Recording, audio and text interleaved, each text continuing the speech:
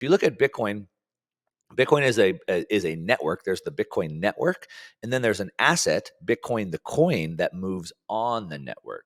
So they're just building a network to send money. There's no asset. There's no coin on top of that. Well, central bank digital currencies are the end goal. That is where we are going, and that is where the powers that be are pushing us, and everything else is a distraction. So, what about the Republicans and the Democrats in the United States? Distraction. What about Russia, Ukraine? Distraction. What about China, Taiwan? Distraction. All roads lead to us living in this digital panopticon, which is a digital surveillance system that the CBDC is the final pin that kind of puts that together.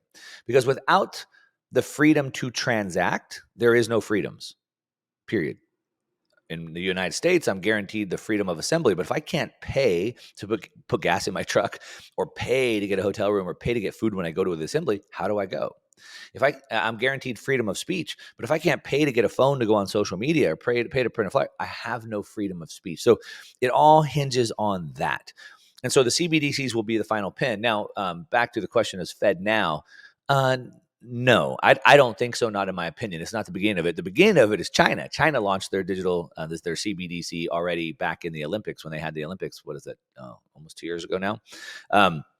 So China, of course, communist China, rolled their CBDC out, which is the total surveillance coin. Rolled that out first. 28 nations around the world are getting very close to that. The Fed Now coin, well, it's not a coin, it's just a network to allow banks to move money between them. So I don't think this is the beginning of a CBDC in the United States.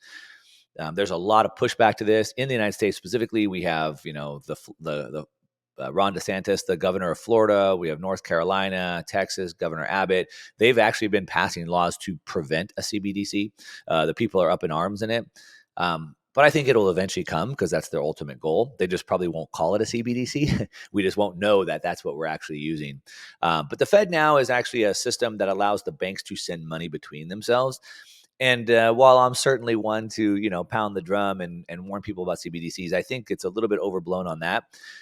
Right now, they send money between each other, credits, over Fed Wire, and now they have an updated system called Fed Now.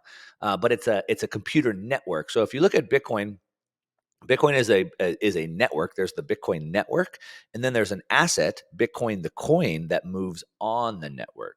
So they're just building a network to send money. There's no asset. There's no coin on top of that.